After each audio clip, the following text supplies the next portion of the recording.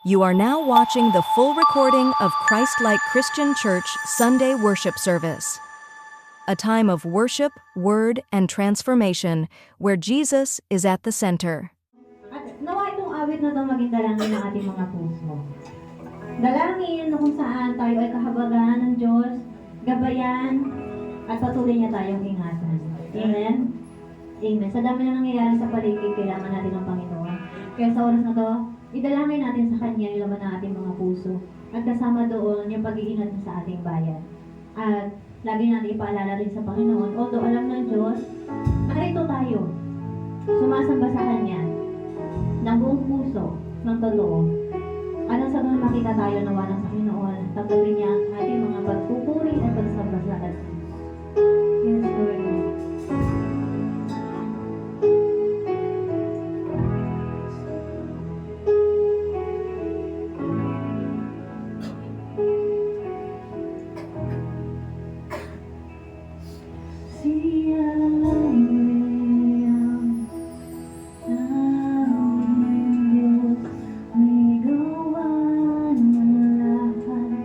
Mabuti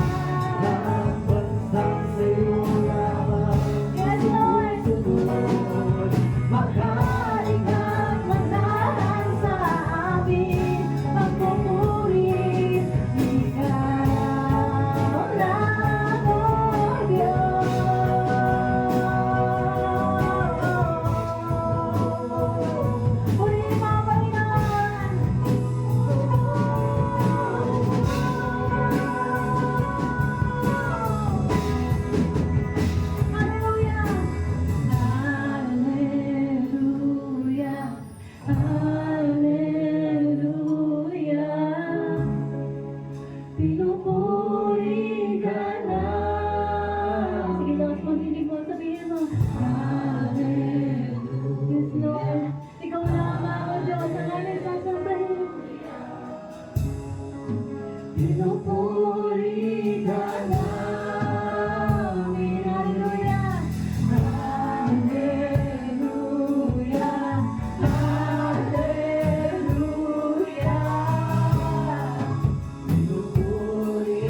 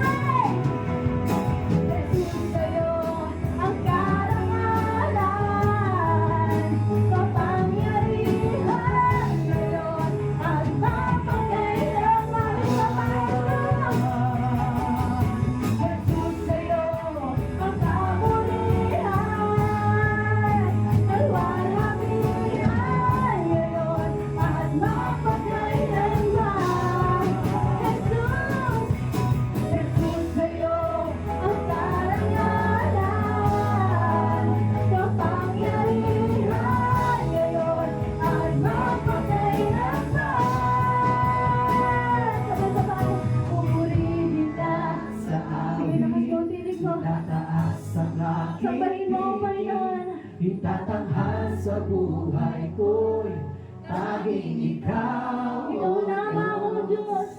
Higit pa sa kalangitan, ang iyong kalwalhatian, kadakilaan mo'y di mapapantayan. Pupurihin ka sa awit, itataas ang aking tinig. Hindi mo, Panginoon, ang papuri ng iyong mga sinasampakan namin at pinapagilap sa ulo. At ikaw lamang ang Diyos ang aming sasambahin. Sa kalangitan, ang iyong kalwalhatian, kadakilaan mo'y di Pagdalas ka Diyos, pupurihin ka sa amin. Pupurihin ka sa awit, itataas ang aking tinig, itatanghal sa buhay ko'y tanging ikaw, O Diyos. Ilipas sa kalangitan, ang iyong kalwalhatian, kadakilaan mo'y di mapapantayan. Sabay-sabay natin kami ng kanyang pangalan.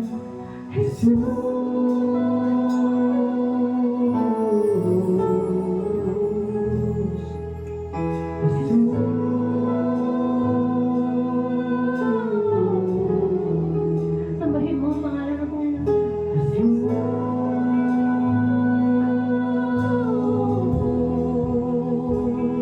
Ikaw lamang. Ang namin pupurihin at sasambahin ay walang iba kung ikaw lamang ang Diyos. Ikaw pa din sambahin mo ang pangalan ng Panginoon. Sa kanyang pangalan may kagalingan. Sa kanyang pangalan may pagyaya. Sa kanyang pangalan may kapangyarihan. Ano man ang problema mo ay kaya mong pagsalumayan. Sa pangalan ni Jesus at wala nang iba pa. Jesus!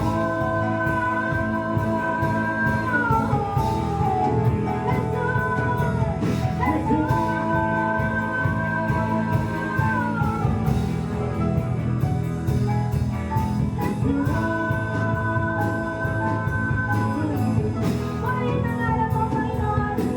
Wala kami ibang itataas kundi ikaw lamang ang Diyos. Ikaw ang tunay na Diyos, makapangyarihan sa lahat. Diyos ng mga Diyos at hari ng mga hari. Ikaw lamang ang karapat-dapat sa purihan at sambahin. Hallelujah!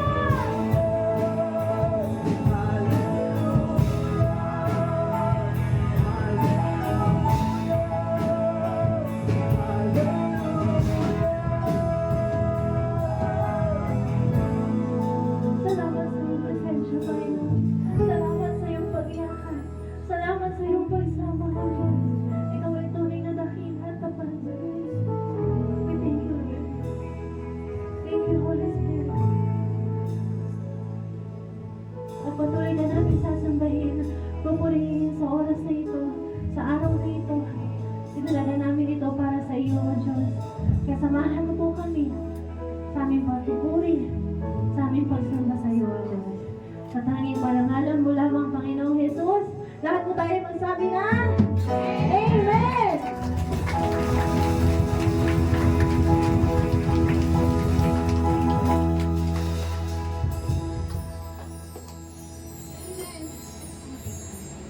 Ano man ang lahi mo, meron pa ibang lahi dito. Ano man ang probinsya mo, lahat po tayo ay sasamba sa nag-iisang Diyos. Amen ba? Amen. Kaya sa oras na ito, patuloy natin sa papurihan. Ipalakpak ang ating mga kamay. Kung kayang gumalaw at sumayaw, sumayaw ka para sa Panginoon. Sige, palakpak sa Panginoon. Highest praise. Sa taas ang ating palakpak. Amen.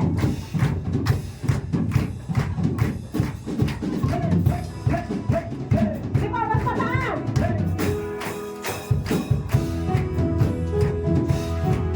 Hey!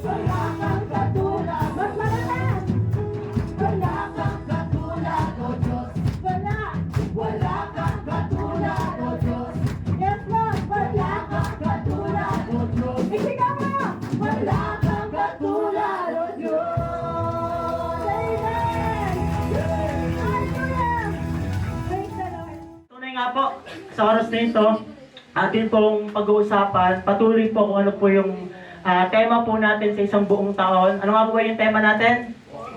Walking in the light. So, dapat tayo daw po ay lumakad kung saan naroon ang liwanag. But before that po, tayo muna po yung manalangin sa Panginoon. Humingi tayo ng tulong sa Diyos, sa ating Diyos, sa makapangyarihan sa lahat. As we hear the Word of God, hindi lamang ito ating marinig, kundi ito'y tumimo sa ating mga puso, sa ating mga isipan. Sige po, let's pray. Father God, we thank you for all the things that you have done, Lord, in our life. Thank you, Lord God, sa mga kapatid ko pong ito na nakapanagumpay, na sa oras nito ay nakarating ng matiwasay at maayos. Salamat din, Lord God, sa supernatural strength na pinagkakatiwala mo sa buhay ng bawat isa. And Lord, sa oras pong ito, itinitiwala po namin sa iyo ang lahat ng itong aming gagawin. At itong patuloy nga, Panginoon, ng mga mensahe mo, ang salita mo, na aming maririnig, ito'y tumimo sa aming mga puso at isipan. Lord, wasakin mo po ang lahat ng kadena na umaalipin sa bawat isa. Wasakin mo, Panginoon, ang lahat ng mga hindrances sa aming mga puso na nagiging dahilan, O Diyos, upang hindi namin maunawaan ang mga salita mo. And we pray, Lord, and we ask for your help, Holy Spirit. Truly, Lord God, kung kami ay malayo sa iyo, wala kaming magagawa. Kaya Lord, dinadalangin ko po ang aking mga kapatid na ito, at ganun din naman po ako na gagamitin mo bilang daluyan ng iyong mga salita. Lord, as you use this broken vessel, ikaw po ang mahayag, ikaw po ang makita, ikaw po ang mataas, Lord God, sa oras na ito. Hipuin mo po ang aking labi, O Diyos. Ikaw ang manguna at ang mga salita mo, ang marinig ng buhay ng bawat isa. Salamat din, Lord, sa mensahe mo. Sa kung paano binibigyan kami, Lord God, ng tunay na dahilan kung paano kami, O Diyos, lalakad sa pananampalataya na pinagkahatiwala mo sa buhay ng bawat isa sa amin. And we pray that your word, Lord God, mag-grow sa buhay ng bawat isa. Lumago, O Diyos, at tumimo sa aming mga puso at isipan. Sa po namin pinagkakatiwala ang lahat. Sa tanging pangalan ng aming Panginoong Hesus, ang lahat ay magsabi ng malakas na, Amen and Amen. Yan. Tulad nga po ng sinabi natin kanina, ang ating pong tema sa isang buong taon ng 2026 ay, ano nga po ulit? Walking in the light. Sino dito yung nagsasabi na siya'y lumalakad ngayon sa liwanag? Amen. Kunti lang.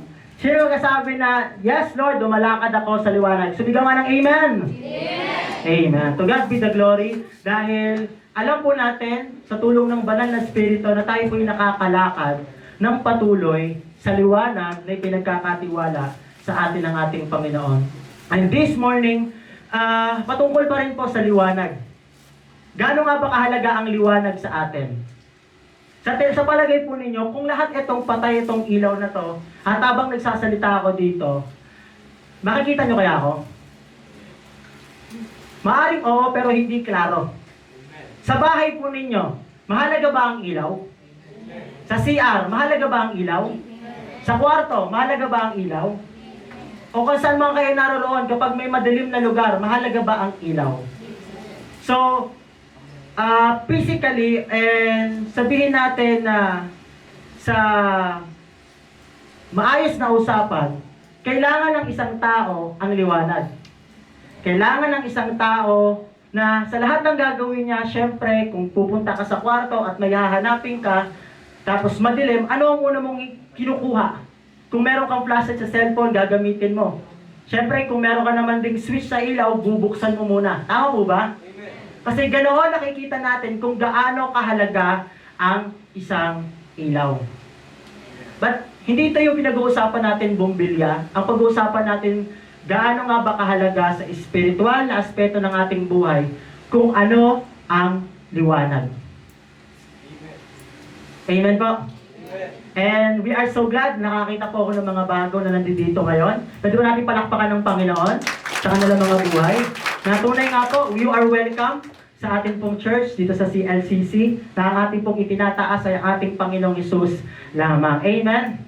And yun nga, mabalik ako. Gano'ng nga kahalaga talaga sa atin ang liwanag. Tulad na pag-usapan natin kanina lamang, sa bahay, importante na merong isang ilaw. At meron pa nga tinatawag tayo na ang nanay daw ang ano? Ilaw ng tahanan.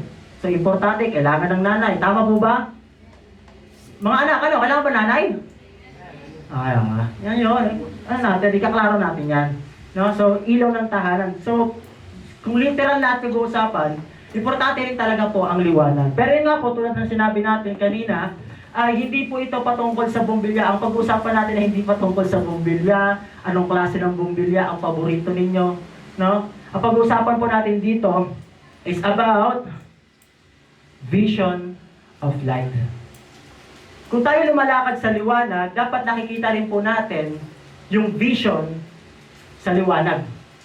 Sabi mo nga po, vision. Pag sinabing vision, ano bang pumapasok agad sa isipan nyo? Diba sa isang school, or sabihin natin sa isang tao, kailangan meron kang vision. Diba sa school, ano yung vision and mission? So, ibig sabihin na importante na meron kang vision. Sa buhay ba natin, o sa isang aspeto ng ating buhay, meron ba tayong vision? Kasi napaka-importante po sa isang tao na magkaroon ng sinasabing o tinatawag nating vision. Why? Kasi kung lalakad lang tayo sa isang lugar o lalakad tayo sa isang aspeto ng ating buhay without the vision, baka siguro kung ano-ano na lang gawin natin. And hindi lang to basta vision na pag-uusapan natin because we are talking about vision of light. Amen po. Bakit po napakalaga? Sabi po rito, in Scripture consistently teaches that how person sees determines how a person na mabubuhay. God does not begin with behavior modification. He begins with illumination. Amen. Sa panahon po natin kung babasahin nyo or makabasa nyo ang Bible, sino yung nagbabasa ng Bible? Amen. Si Jesus, ang ating Panginoon, ay hindi lamang siya nagtuturo sa kung saang bagay lamang, kundi binibigyan niyang diin kung paano dapat mamuhay ang isang mananampalataya. Amen po.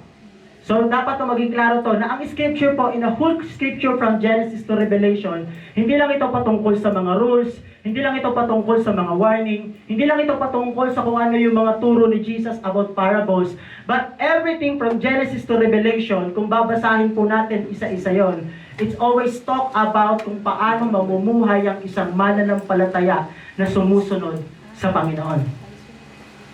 Taas ang kamay lahat ng sumusunod sa Panginoon. Praise God. Kaya po sabi dito, from Genesis, where light is spoken before creation. Yan, mababasa po natin dyan. In Genesis 1 verse 10, sabi dyan, and God said, sabi nyo nga, and God said, let there be light. And there was light. Sa Genesis pa lang, ipinakita na ng Lord, o ipinaunawa na ng Panginoon, na inintroduce niya na yung liwanag. Amen? Inintroduce na ng Panginoon ni Yahweh yung liwanag na dapat ay meron ang buong buong sanlibutan, buong mundo, no? And napakahalaga bilang isang estudyante sa salita ng Panginoon kapag sinabing and God said, let there be light. Napaka-importante sa bilang isang mananampalataya na maintindihan nyo, whatever na ginagawa ng kaaway, whatever the lies of the enemies in your life, ano ginagawa ng kaaway na kasinungalingan, na pinapasok sa isipan mo, sa puso mo, minsan may maling identity na pinapasok ang kaaway sa puso mo, but the Lord says, and God said. Whatever the opinions of man, whatever the opinions or strategy ng kaaway, lagi pa rin tayo pupunta, and God said. Amen? Let there be light. So, inintroduce ng Panginoon ang liwanag. And sabi pa rito, and spoken before creation is formed, to Jesus declaring Himself as the light of the world. In John 8:12, mabasa po dito natin, noong panahon ng Genesis, creation. Ano lang po tayo, balik tayo sa story. Sa Genesis, doon pinapasok ang creation. Tama po ba? Kung babasahin niyo ang Genesis 1. Doon pinapasok po ang creation at inintroduce ni Yahweh ang liwanag. Pinakita niya na mayroong liwanag. And dito, sa John 8:12, mismong si Jesus ang nagpakilala na siya ang liwanag. E sabi dito, again, Jesus spoke to them, saying, I am the light of the world. And whoever follows me, sabi nyo nga, follows me, will not walk in darkness, but will have the light of light. Ibig sabihin, ang light, hindi lang siya basta source. Ang light, hindi lang siya basta parang reflection. Ang light ay sino? Si Jesus. So when we are talking about light, it is not just only about kung ano yung nakikita mong liwanag or sinag. When we are talking about light, it is always talking about Jesus. Our Lord, our Savior, our King, our Deliverer. Amen po? Kaya dyan, sinabi dyan, in John 8:12, pinakilala ni Jesus na siya ang liwanag ng ating buhay. Pero sabi dyan, whoever follows me. Tahimik. Sabi ni Jesus, I am the light of the world. And whoever follows me. Hindi tulad ng sinasabi ng mundong follows your heart. Sinabi ni Lord, follow me. Hindi sinabi ni Jesus, sundin mo ang iyong puso kung ano yung gusto ng tibok ng puso mo. Sabi ni Lord, whoever follows me. Ang lahat ng susunod sa Panginoong Yesus, hindi sa puso, hindi na lalakad sa kadiliman. Kaya napaka-imposible na sasabihin natin, I am a Christian, I am a disciple of God, and then namumuhay pa rin tayo sa darkness. Napaka-imposible we claim that we are Christian and we live a double life. We love being Christian, we love, tawagin tayong being Christian, but we love adultery. We love greediness. We love sin. Napaka-imposible sa isang tao na sabihin mo, I am a Christian and also you love sin. Napaka-imposible sa isang mananampalataya na sasabihin natin, I am a Christian, but I don't want to follow God. Wala sa bokabularyo ng isang tao yung ganong bagay. It is not a condemnation to every one of us, but it is a correction to every believers who claim that we are Christians, but we are living in darkness. Darkness is not all about madilim na lugar. Sometimes yung darkness nasa comfortable life.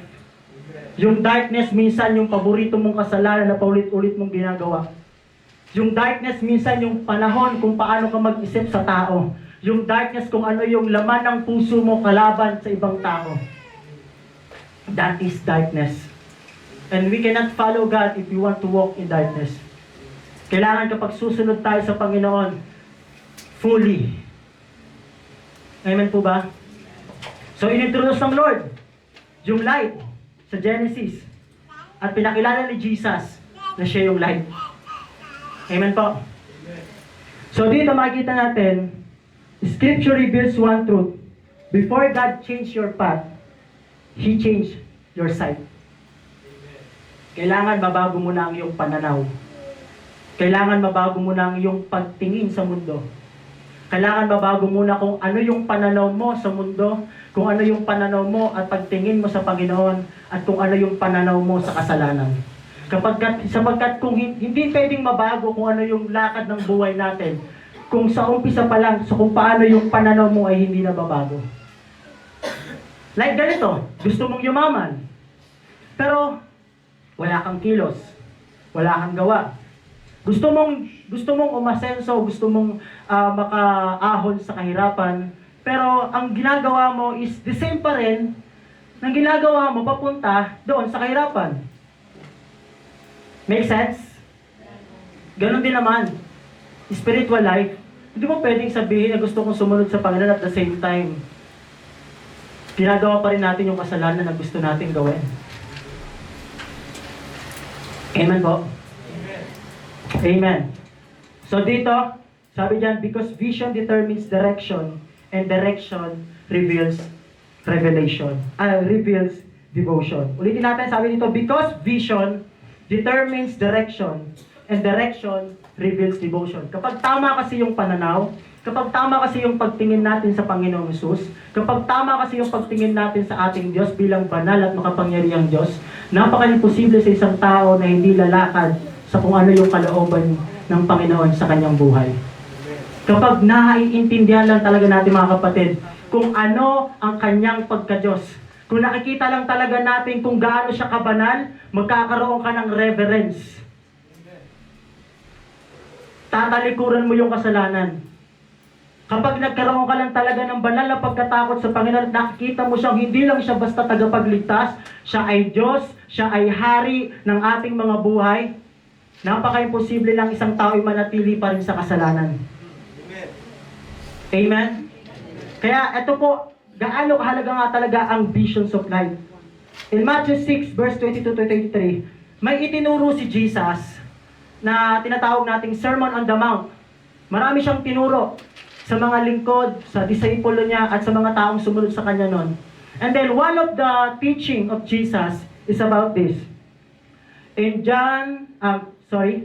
Matthew chapter 6, 22 to 23. For sure, marami na nakabasa na ito. Tama? Sino din nakabasa na ng Matthew? Nakatapos na ng Matthew? Amen. So sa Matthew chapter 6, 22 to 23, isa ito sa tinuro ni Jesus na siguro yung mga disciple and yung mga tao noon, nag-iisip sila, ano kaya ibig sabihin ni Jesus about dito? Kasi nung panahon, wala naman talagang ilaw. Hindi pa uso na ng bumbilya. No? Hindi pa uso na, ang uso pa ng Islam para. Sabi niya dyan, sabi ni Jesus, the eye is the lamp of the body. If your eyes are healthy, your whole body will be full of light. The eye is the lamp of the body. And sabi sa 23, but if your eyes are unhealthy, your whole body will be full of darkness. If then the light within you is darkness, how great is that darkness? So pinapakita ng Panginoong Hesus na ang ilaw ay ang mata daw ay parang isang lampara. Na? Noong panahon kasi na yon, parang tulad lang po nito. Nakita nyo ba to? Nakita nyo ba? Amen naman. Parang malaman lang ako kung nakikita nyo ba. Amen. Parang ganito, pero syempre, ito kasi, na siya, masyado na siyang boom, na talaga siya, LED light. Pero nung panahon na yon, kung makikita ninyo, ano ba bang sino pinakaabot nun, yung meron pang gasera talaga, yung may langis, na, nakaabot pa, yung mga nanay po natin, no? Nakaabot din naman ako, pero hindi po ako matanda, hindi naman ako, 24 pa lamang po ako, pero naabutan ko yon kasi noong ilang years po kaming tumira doon sa Mindanao, ayun, galing po ako Mindanao, lagi po doon nakawala ng kuryente. Kasi hindi po tulad dito na consistent ang Meralco. Noon talaga po doon, hanggang ngayon naman din, lagi nawawalan pa rin ng kuryente, aabot ng ilang araw, minsan isang linggo, wala talagang kuryente. Tapos malaki pa yung babayaran. Pero yun, gumagamit po kami ng lampara o ng gasera. And then nakikita ko si Papa, nung buhay po si Papa, ay talagang, alam mo yun, kapag meron kang gasera pag madilim, panatag na panatag ka kasi merong liwanag. Hindi ka mag-aalangan kahit walang kuryente. Kasi alam ko na panahon na yon, naka-prepared na yung gasera ni Papa. Meron ng gas, meron na yung pinutol na tela para umano yung apoy. Panatag kami. So ganoon din naman sinabi ni Jesus, the eye is the lamp of the body. Paano kaya nasabi ni Jesus na ang ating mata ay parang isang lampara sa ating buong katawan? Na kapag daw ito ay healthy, ang buong mong katawan ay maliliwanagan.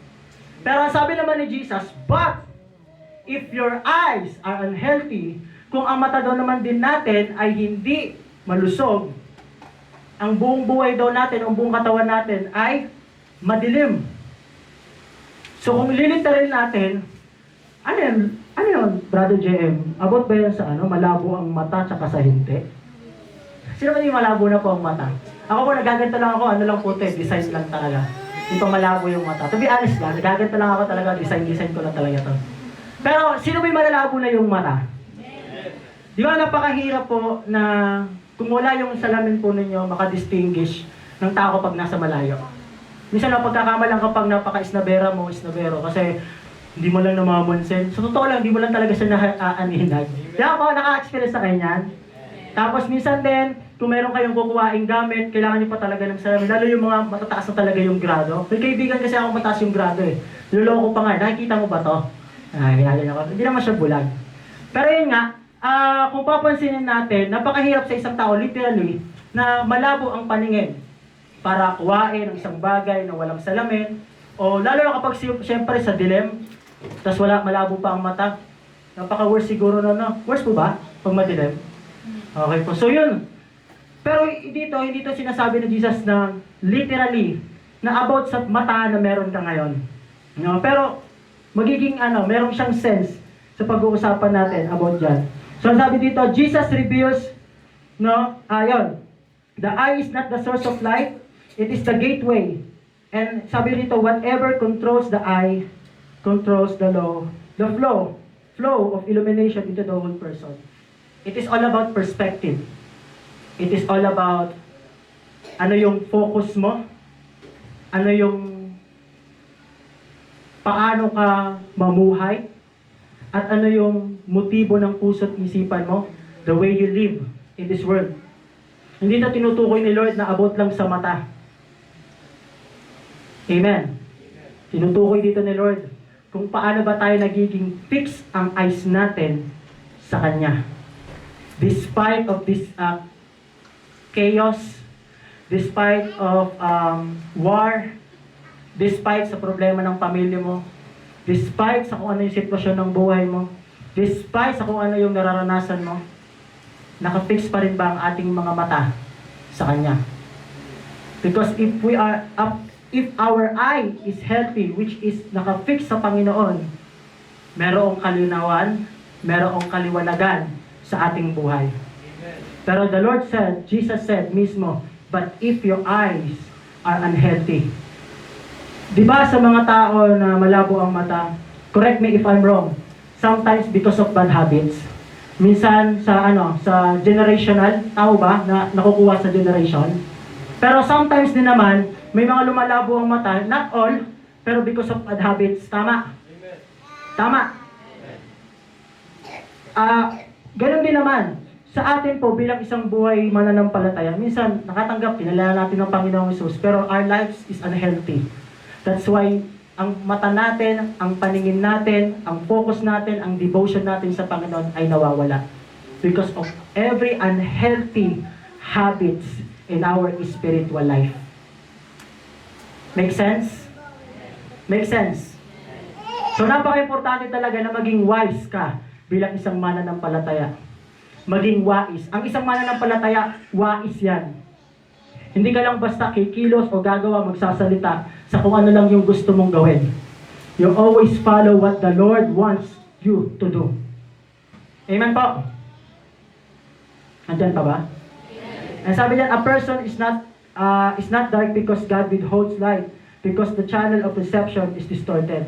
Sometimes kasi, di ba, ito yung mahirap sa isang mga tao na para bang nandun na yung liwanag, pero ayaw natin.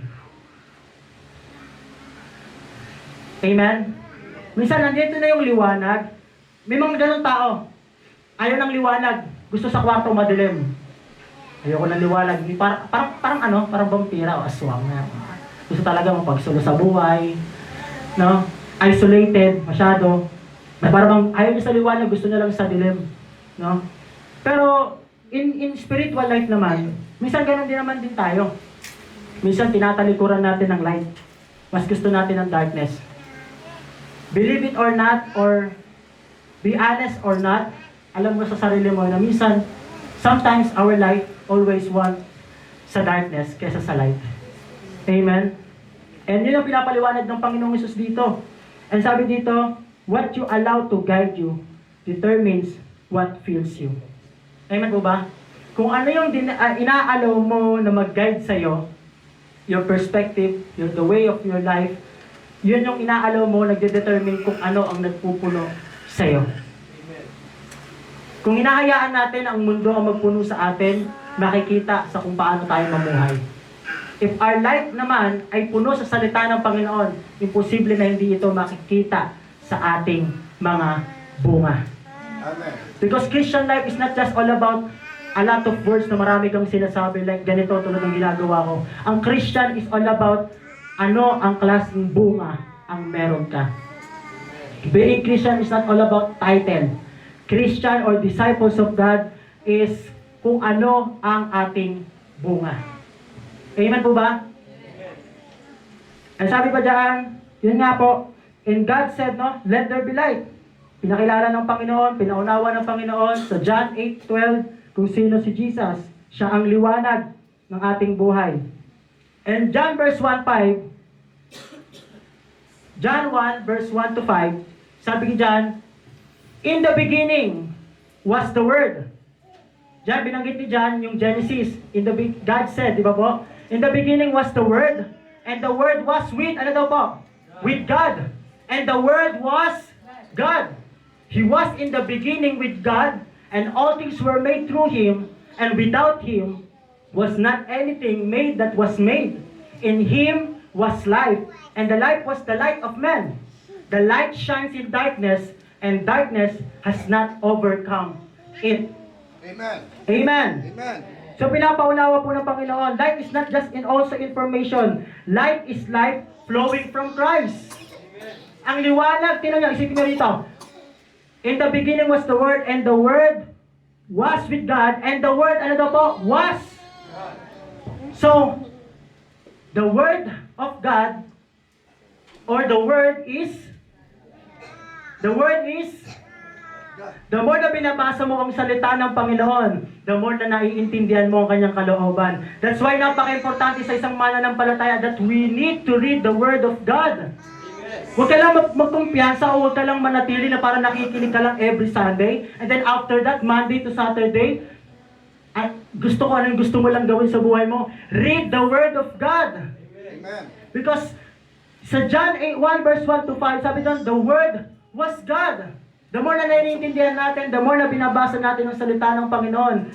Pwede na. Reminders, it is not just an information, but the Word of God is for our transformation.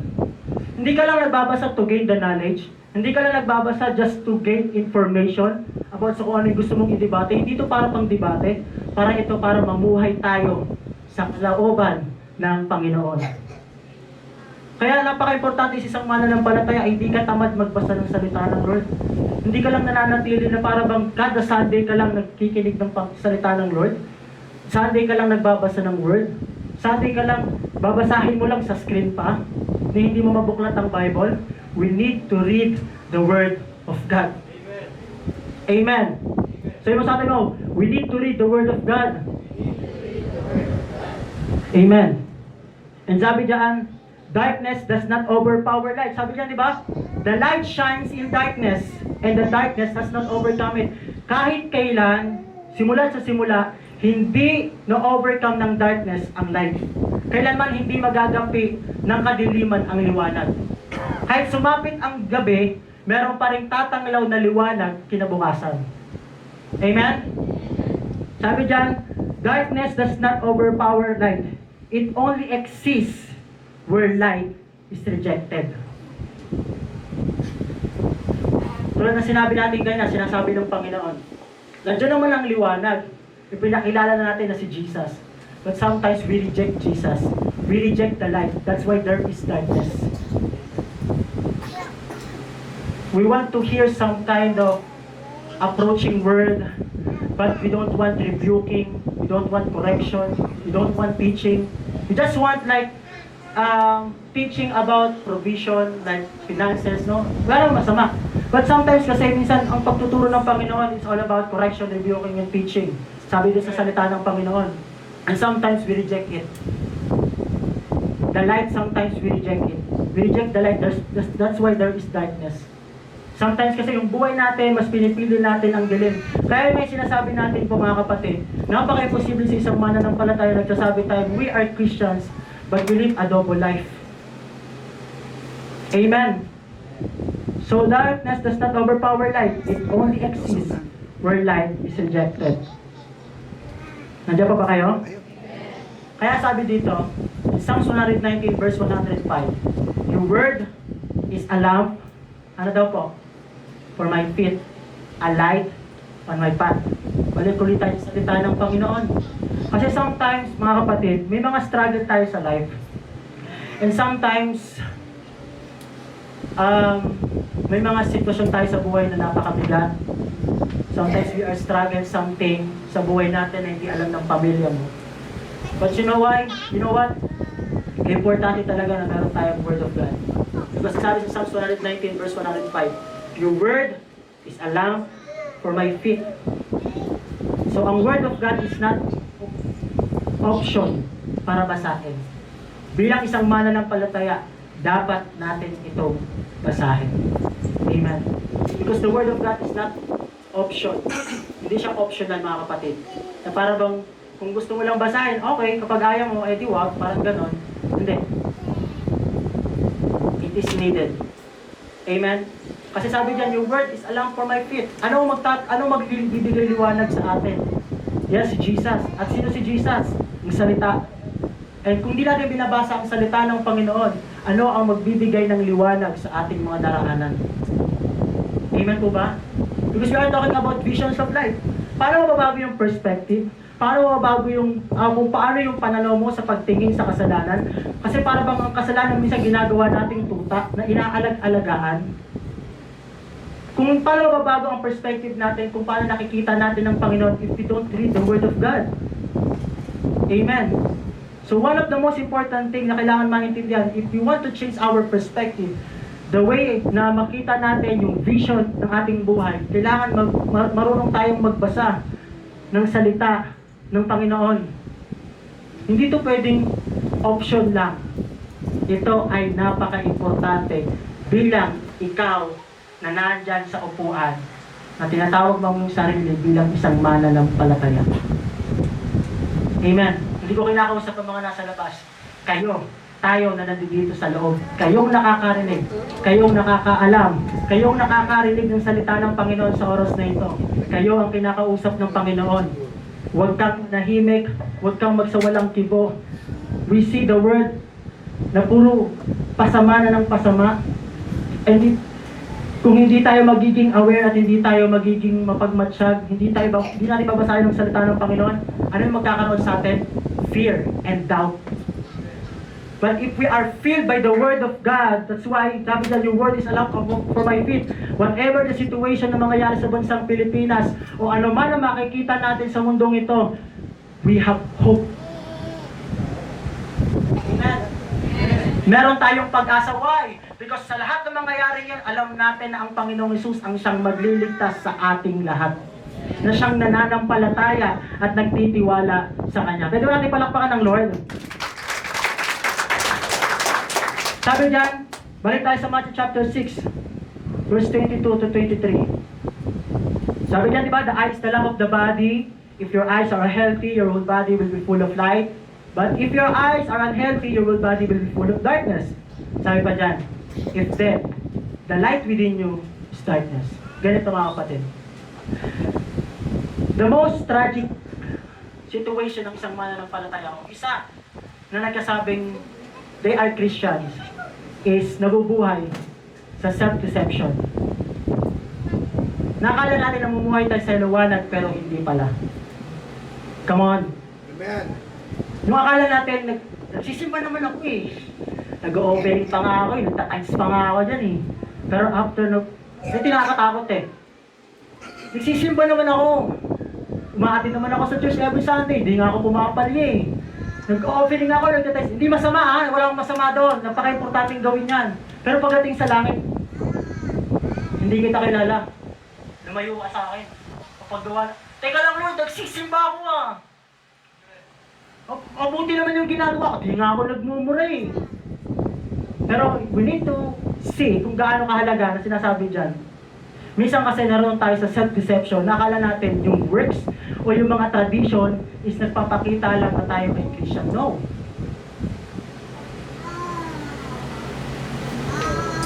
Minsan kasi meron tayong self-deception na parang akala natin, pag ginawa ko to, tanggap ako ni Lord.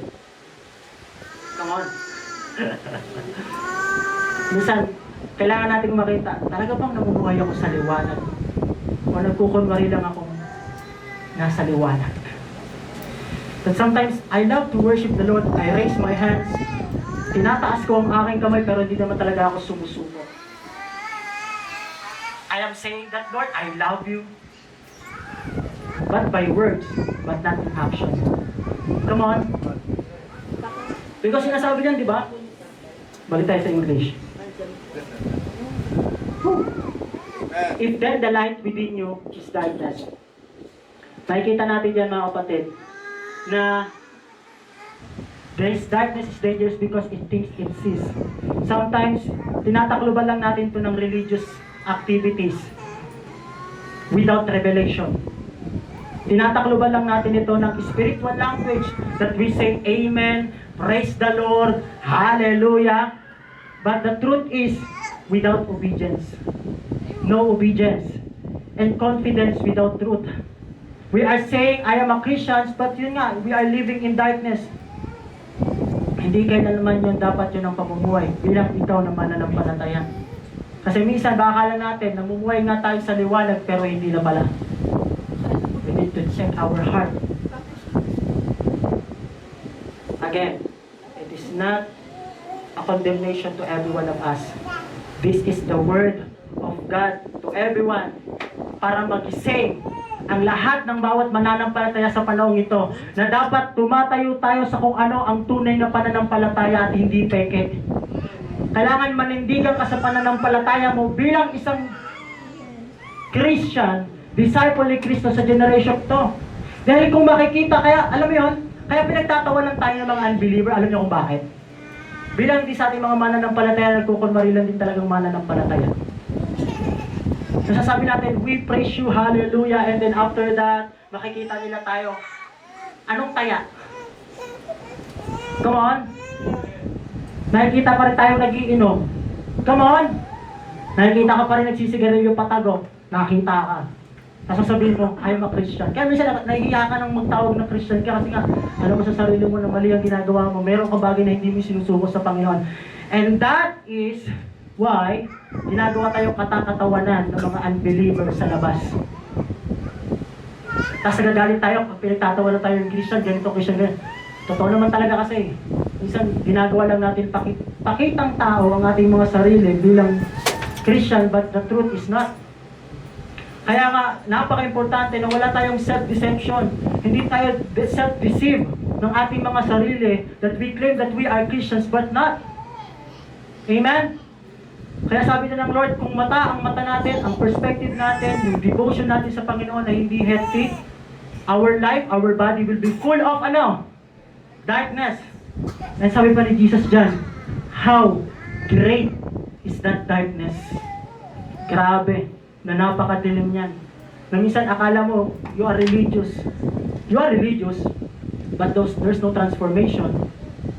Kasi pwede naman talagang magsimba na walang relasyon sa Panginoon. Amen? Pwede magsimba na walang relasyon sa Panginoon. At halos marami sa mga mananampalataya ginagawa yun. Kaya ikaw na mananampalataya, this is a warning of God to every one of us. This is a warning of the Lord God. This morning, kung alam natin sa sarili natin yun ang ilalakaran natin ngayon, this is the time to repent. There's no time. Walang pwede magsabi na bukas, buhay pa ako. No. Walang makapagsasabi na bukas ay pangako. Lahat tayo ay nabubuhay lamang sa araw na ito at hindi natin alam kung buhay pa tayo bukas. That's why this is the day to repent. This is the day of His salvation. If alam natin na ikaw ngayon ang kinakausap ng Panginoon, this is the day to repent. Not tomorrow, not mamaya, but today. Amen. So sabi dyan, the eye represents what governs desire, affection, and alliance. Napaka-importante kasi talaga, ano nga ba talaga yung perspective natin sa buhay? Ano nga ba yung ginagawa natin? Kasi kung ano yung nag-govern sa atin, yun naman talaga yung nilalakaran natin. Tama po ba? Kung ang nag-govern sa'yo ay flesh, mamumuhay ka sa flesh. Kung nag-govern sa'yo ay spirit, mag-govern sa'yo at lalakaran mo ay patungo sa kung ano ang nais ng banal na spirito. Wala ditong middle, na both side, pwede kang dito sa Christian life and then both side sa carnal life. No, walang middle ground dito mga kapatid. Wala ditong wala dito yung tinatawag na ano ba yan? Ha? Kung baga tinatawag pa nila, merong langit, merong impyerno, ano ba yung gitna? Ha, ano ba yan? Purgatorio? Walang ganon. Ganon din naman sa buhay natin, walang ganon, walang purgatorio. Ano lang yon? Gawa-gawa lang ng tao yon. Meron langit at impyerno. Ganun din naman sa mananampalataya. Merong truth at merong lie. Walang middle. Depende na kung saan ka namumuhay. It's either truth or lie. Walang middle. Amen. Kaya sinasabi dyan ng Panginoon, kung ano yung nag-govern sa'yo, yun kung paano ka namumuhay. Kung nais mo mag-govern ka, o mabuhay ka sa ayon sa kalooban ng Panginoon, hayaan mo ang banal na Espiritu ang pumilos sa buhay mo. Kasi to be honest, wala ka naman ding magagawa. Amen. Namuhay na tayo, sinilang tayo dito makasalanan, but by the grace of God, dahil sa kadakilaan at pag-ibig ng Panginoong Jesus, kaya tayo lamang ay naligtas. At sa tulong ng banal na Espiritu, kaya lang tayo nakakalakad ayon sa kalooban ng Panginoon. Kaya, we need to surrender our life. Hayaan natin na ang banal na Espiritu ang mag-govern. Everybody say, govern! Sa buhay mo. Come on. Hayaan mo ang banal na Espiritu ang mamuhay. Hayaan mo ang banal na Espiritu ang kumilos sa'yo. Huwag ka na magmatigas. Kasi bandang muli, papunta pa rin niya sa distraction. Sometimes kasi ang darkness, alam niyo ang darkness, minsan ganito. Pag mumukain niyang masarap, masaya, ang isang bagay. Hindi naman ipapakita ni Satanas na mukha siyang may sumay. Hindi naman totoo yun. Na makikita mo si Satanas na may sumay, na mayroong mahabang buntot at mayroong hawak na tinidor na malaki. Ang kasalanan ganoon din naman. Hindi naman yung magpapakita na parang delikado siya pag ginawa mo. Ang kasalanan, magmumukha siyang masarap, magmumukha siyang masaya, magmumukha siyang comfortable, hanggang sa dumating ang point na alam mo na sa sarili mo, you are distracted. Amen. Amen po. Kaya napakalaga kung gaano kahalaga yung malinaw na merong malinaw na mata sa harapan ng Panginoon. Amen. So sabi dyan, makikita natin dito. Pag-usapan mo natin yung physical view. Yan. Diba kayo na, pinag-usapan natin yung spiritual. Physical view tayo. Diba yung mata natin, meron tayo yan. Sino may mata? Tatanungin ko ba yan? So lahat may mata. And then dyan, sa physical view natin, makikita niyo yung mata na yan. Isipin niyo kung gaano ka makapangyarihan ng Lord. Sa simple yung mata na yan, marami yung parts. Amen? Kung nag-aaral kayo ng science, ako po kasi, konti lang, makikita niyo kung gaano talaga ka-powerful and ka-wise, karunong, kadulong ang Panginoon sa paglikha niya sa maliliit na bagay na minsan hindi mo pinagpapasalamat. Yung mata mo na binidilat mo, ginagamit mo na makakita ng kahit na ano. Ay, minsan ito yung makikita natin. Sa part of the eye, merong cornea. Hindi corneto. Cornea. Sabi mo, cornea. Yung cornea, yun yung nakabalot sa mata natin. Tama po ba?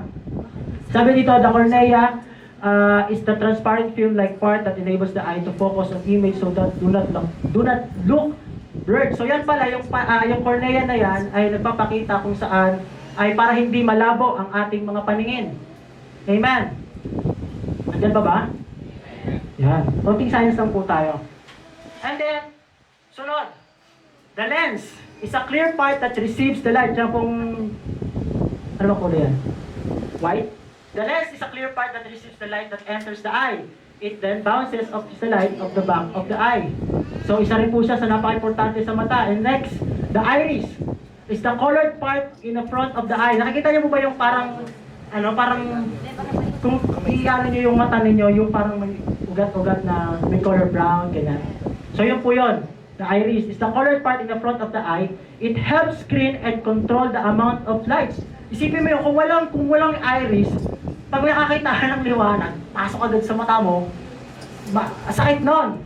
So yung iris po, nagpapakita dyan na siya yung nagko-control sa amount ng liwanag na papasok lang sa mata mo. Kaya pwede natin palakpakan ng Lord.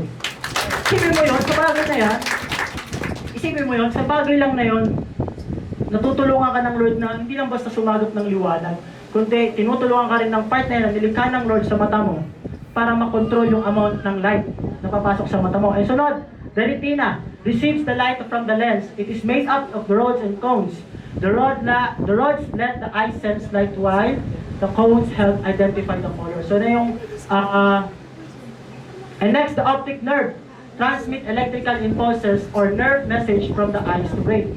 So yan na, doon na yung papasok yung kung ano yung color. Kaya alam natin yung kulay ng green, blue, kasi Yun na po yun yung trabaho ng optic nerve na nagtatransmit to electrical impulses or nerve message from the eyes to the brain. Kaya minsan, di ba, pag sinabi natin na itong color na to is blue, so yun yun. Okay po? So dito, in spiritual naman, sa part of the eye sa cornea, balik natin. So kung sa cornea naman, napakahalaga na makita natin, what you focus on shapes your inner life. Amen.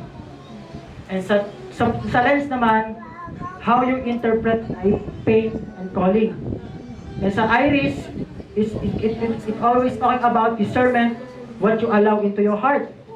And sa retina, revelation received, not just heard. And sa optic nerve naman, revelations that lead to action. Napakahalaga na makita po natin yung part na yan, physical view, meron din siyang tinatawag na spiritual view sa buhay natin. Amen. So, nakita natin kung gaano kahalaga yung isang mata, tama? Sa physical view, napakahalaga na meron tayong mata. Tama po ba? Mapalad ka na nakakakita ka. Tama po. So, yung masabi mo, mapalad ka. Mapalad.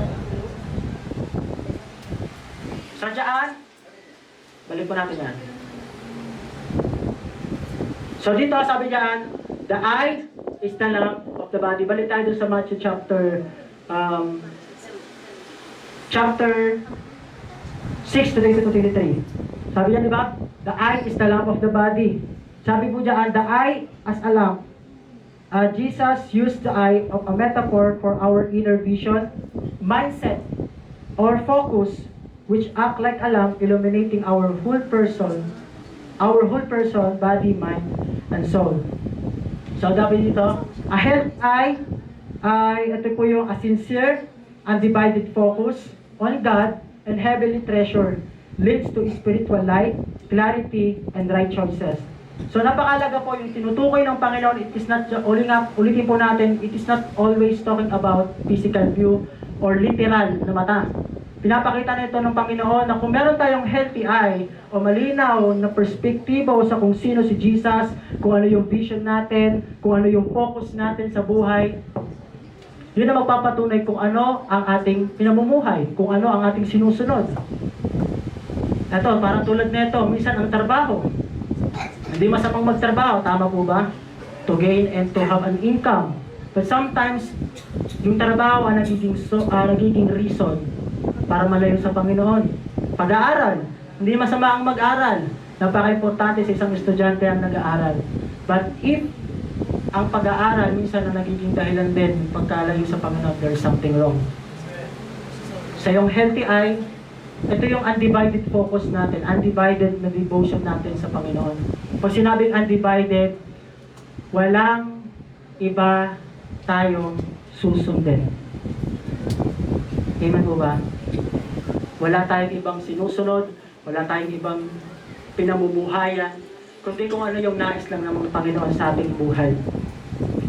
So dito, sa unhealthy life naman, o unhealthy eye, is a divided focus, often drawn toward the riches and self-glory. Sometimes yung money, hindi siya evil, but loving money is evil. Again, take note. Money is not evil. Ang pera hindi demonyo. Hindi satanas. Hindi masama. Pero ang pagmamahal sa pera ang nagkukos kung bakit nagiging masama ang tao. Amen. Baka kasi isipin nyo, hindi ko nakalaki ng pera. Kasi ang kakainin na wala akong bibili. Pero ang sinasabi lang natin dito, minsan yung mga bagay na pinagkakatiwala sa iyo ng Panginoon, minsan yung nagiging dahilan mismo ng buhay mo, ng paglayo mo sa Kanya. Na imbes na yung blessing na ipinagkatiwala sa iyo is magbalik ng pagpupuri at pagsamba sa Kanya, yung blessing ay nag-cause ng pagkawala mo sa Kanya. Come on! Sometimes because we are blessed in life, sometimes pag marami kang pera, matitempt ka na sa kaya masarap gumala, ano kayang masarap bilihin. Na minsan nakakalimutan na natin kung ano yung ipinangako natin sa Panginoon. Yung mga ganyang bagay, na minsan yung ipinapanalangin mo lang sa Panginoon noon, na ngayon ay binigay na ng Lord, yun pa naging rason ng pagkalayo mo sa Kanya. Amen? Amen. Kaya nga sinabi dito, a divided undivided or undivided focus, undivided heart sa Panginoon. Kaya sinabi ng Lord, di ba? Ano ang unang pangako?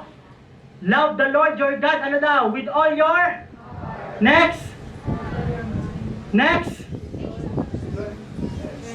And so sa lahat ng bagay, kung meron tayong healthy eye, kung meron tayong devotion sa Panginoon, hindi imposible na magawa natin ang unang commandments. And that is, ibigin ng Panginoon sa lahat ng aspeto ng ating buhay. Amen. Kaya yung pamumuhay natin, napaka-imposible nga sa isang mananampalataya na walang bunga. Amen. Kasi kung namumuhay tayo in a healthy eye, merong truly undivided devotion sa Panginoon, undivided heart sa Panginoong Jesus, doon magkakaroon ng kalinawan na ang ating buhay ay para lamang sa Panginoon. Amen. Amen. At sabi mo sa katabi mo, ang buhay mo ay para lamang sa Panginoon. Buhay mo ay para lamang sa Panginoon. Hindi para sa kung ano lang ang gusto mo. Hindi lang, no, but hindi para sa kasalanan. You are created to worship the Lord, the living God. You are created to worship Him in a spirit and in truth. Hindi parang i-worship mo ang sarili mo to self-glory na para bang pinuluwalhati mo lang sarili mo kaysa sa Diyos. No, you are created to worship Him and not to worship yourself. Come on! Paano ko sasambay yung sarili ko? Hindi ko naman inaawit. Ang pagsamba kasi mo, hindi yan basta pag-awit lang. Yung pagsamba, yung kung ano yung sinusunod mo. Kung paano ka sumunod. Kapag sinusunod mo lagi ang sarili mo ang sinasamba mo. Come on. Amen. Amen. So dyan, makikita natin, a healthy, have a good, full of light, unhealthy is evil, full of darkness. So dito, examine what you are fixing your eyes on. Kailangan nating makita na dapat ang ating mga mata, ang ating puso, ang ating isipan, ang ating buhay ay nakapix lamang sa Panginoon. Kung gusto natin ng healthy eye. Ulitin ko, not because of your own strength, but by the help of the Holy Spirit. Amen po. Kaya dapat nakita natin, nakapix ang eyes natin sa Panginoon, nakapix ang eyes natin, meron tayong undivided heart, na ang puso natin ay totoong sumusunod sa Panginoon at hindi nagkukunwari. Amen. Nasabi pa dyan, remove divide loyalties. Tanggalin natin yung mga bagay na nagiging rason kung paano nagkakaroon ng masamang pananaw bilang isang mananampalataya. Yung maling mga pananaw, maling pagtingin, maling mga bagay na nagkukos sa atin ng shipwreck sa ating pananampalataya. And submit your perspective to Christ and walk in the Word daily. Sabi mo, walk in the Word. Walk in the Word. Walk in the Word. Sabi mo, Walk in the Word. parang wala namang gana. Sabi mo, walk in the Word. Walk in the Word. Kailangan mo lumakad sa salita ng Panginoon. Hindi sa sariling opinion ng tao, hindi sa sarili mong opinion, kundi sa salita ng Panginoon. Because the Word of God ang meron lang kapangyarihan para magpabago ng tao. Hindi mo kakayanan, hindi kakayanan ng katabi mo, hindi kakayanan ng kahit na sino. Ito ay kakayanan lamang ng Panginoon at ng salita niya para baguhin niya tayo. Kaya kung nagnanais tayo ngayon na mamuhay ayon sa kalooban ng Lord, this is the time. Hindi tomorrow, hindi bukas, hindi sa susunod na araw, kundi ito ang araw na binigay ng Panginoon sa iyo. Ulitin natin, hindi ito aksidente kung paano ka napunta rito. Kung bago ka lamang dito, hindi aksidente. At kung matagal ka na dito, hindi aksidente na narinig mong salita ng Panginoon. Kasi kung naiintindihan mo ulit, sinasabi ng Panginoon, kung nalalaman mo, kung ano yung sinasabi ng Lord sa iyo, na alam mo sa sarili mo, you have a divided heart sa Panginoon. The Lord is near. Ang Lord ay nasa sa atin. Sabi niya, He is Emmanuel. So, this is the day of His salvation. Do not harden your heart, but repent. At bumalik ka sa Panginoon. Amen. Amen. Ulitin ko, ang salita ng Lord, it is not for condemnation to every one of us, but it is a call to repentance. Na kung may mga bagay na tayo, minsan napapansin na natin na laging masama na ang tingin mo sa pastor, masama na ang tingin mo sa mga ka-church members mo, tingnan mo kung ano nang laman ng puso mo. Ano na ba yung nakapik sa mata mo? Kamalian na lang ba ng iba? Uwing na lang ba? Kaya sabi ng Lord, huwag mo laging parang pansinin yung mga muta sa katabi ng sa kapatid mo na ang nasa iyo ay troso. Minsan masyado tayong arrogante na para bang akala natin tayo ang perfect, tayo ang laging magaling, tayo ang mas parang matuwid. Walang ganon. Kailangan nating makita na lahat tayo ay nagpapabago sa Panginoon. Kaya kung mali na yung perspective natin, eto mali na yung puso natin sa lingkod ng Lord, mali na ang puso natin sa mga kasama natin sa church, repent. Dito sinabi ni J.M. Lang, this is the word na galing sa Panginoon, repent. Kasi sa Revelation, babasahin ko po last. May sinabi dito si Lord sa Revelation, isa sa mga church na ipinakita ng Panginoon kay John, the warning. Sagad lang po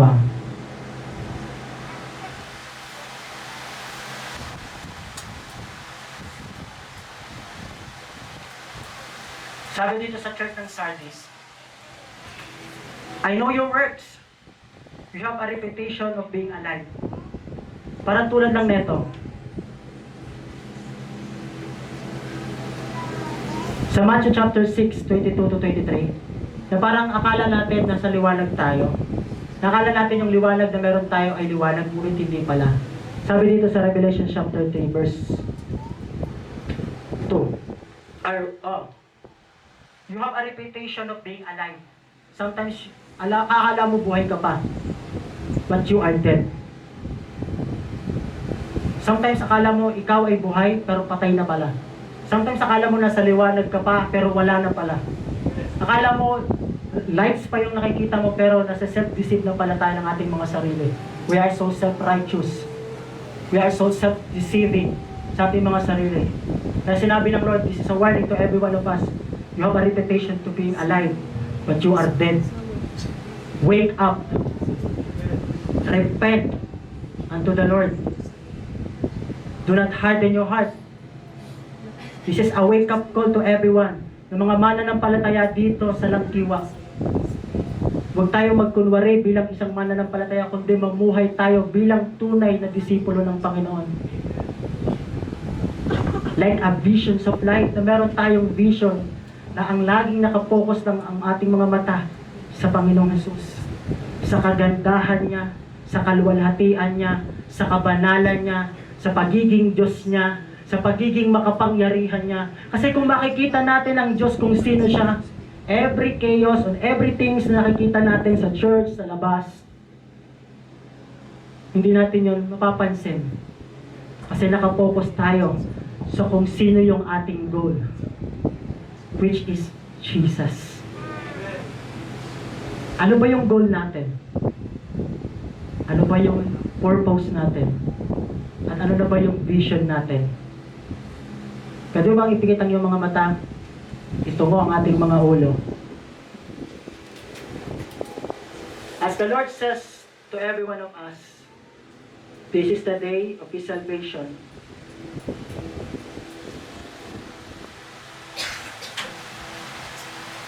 Talk to God. Fix your eyes on Him. Bow down. Magpakumbaba ka ng iyong buong puso sa Panginoon. This is a call to repentance. This is a wake-up call to every one of us. Hindi aksidente na nandito ka. Hindi aksidente kung bakit ikaw ngayon ang kinakausap ng Panginoon. Alam ng Lord ang laman ng iyong puso at isipan. At alam ng Panginoon ang sitwasyon ng iyong buhay. Kung tatatakot at pagod ka na sa dilim, naririto ang liwanag, si Jesus. Hayaan mo ang liwanag ng Panginoon na magliwanag sa buhay mo. Hayaan mo ang Panginoon na magliwanag sa sitwasyon ng pamilya mo. Hayaan mo ang liwanag ng Panginoon na magliwanag. Hayaan mo ang liwanag ng Diyos ang magliwanag sa sitwasyon ng iyong buhay ngayon. Dahil kapag hinayaan natin ang liwanag ng Diyos na magliwanag sa ating buhay, doon na lang tayo magkakaroon ng tamang vision. The way we see Him and the way we see others.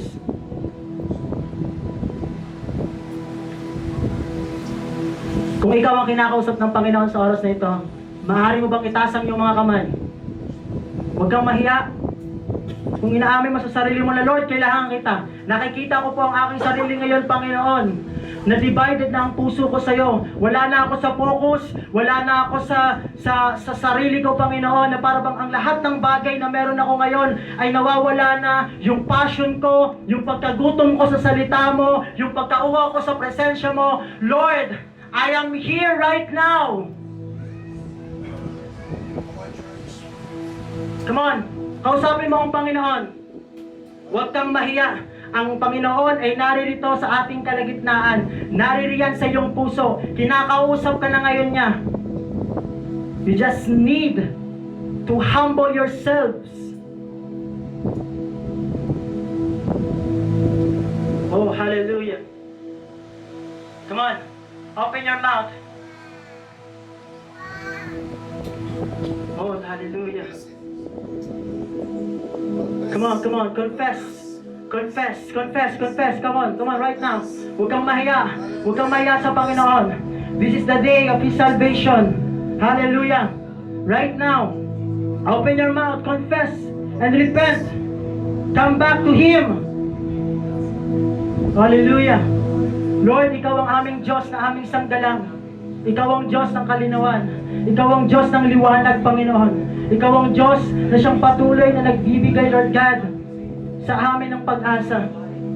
Sa gabing ito, Lord, sa umagang ito, Lord, idinadalangin ko po sa inyo ang bawat isa ng mga kapatid ko po sa pananampalataya na, Lord God, there is some of us, Lord God, na nagkakaroon na ng divided heart. We pray, Lord God, na maunawaan niya, Panginoon, ng iyong mga salita that they call, Lord God, sa sayo, Panginoon, at magbalik loob sa iyong banal na harapan. And Lord, I pray sa bawat isa na nadirito, Panginoon, na naroon ng kadiliman sa kanilang buhay.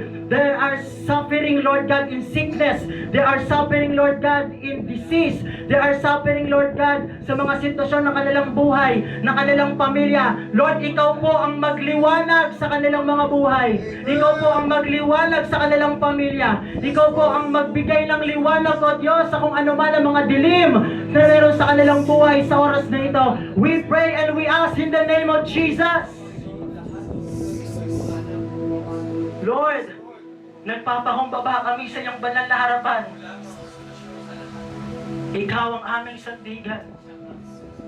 Ikaw ang aming kandungan. Alam namin hindi mo kami iiwan ni pababayaan man.